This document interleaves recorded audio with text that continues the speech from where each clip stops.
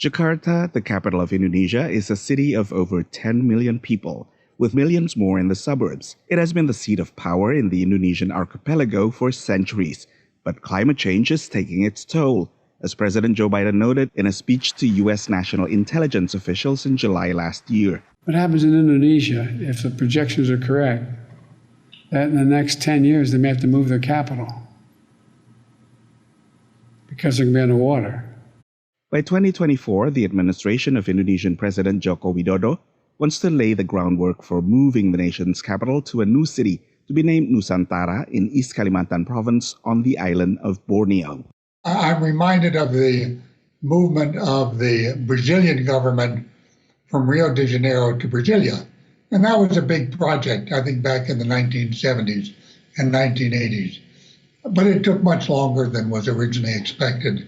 Jakarta is congested, overpopulated, and by some estimates, a third of it will have sunk by 2050. Indonesia is not the first country to move its capital in recent years. Egypt is looking to do so around 2024 too, to an administrative city just outside its current capital, Cairo. Myanmar moved its capital from Yangon, also known as Rangoon, to Naypyidaw. Even South Korea devolved some administrative functions from Seoul to Sejong. But experts say it won't be an easy move. There have been some interesting studies of people who have looked at, compared new capital cities and then looked at Jakarta. And they have said this is the most difficult new capital city that has ever been attempted. Feely, an Australian expert on Indonesia, notes that previous attempts to move a capital have involved the same landmass. Indonesia's plan to move the seat of power to a whole different island will be a much larger ordeal. It will be very interesting to see. It would be a great triumph for Indonesia if they can build it in budget and on time. But is anyone confident that that would happen? Other analysts are equally skeptical of the administration's goal to complete the first phase by 2024, including building a new smart state palace and key ministries in Nusantara.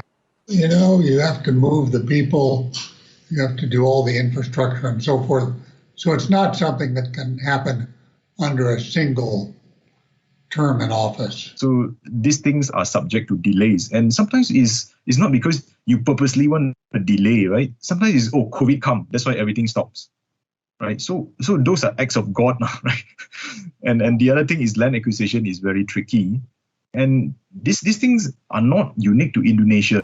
Polls show that Indonesians themselves remain divided on the move, with residents of Jakarta overwhelmingly opposed to the plan. For Yuni Salim, Nova Purwadi, VOA News.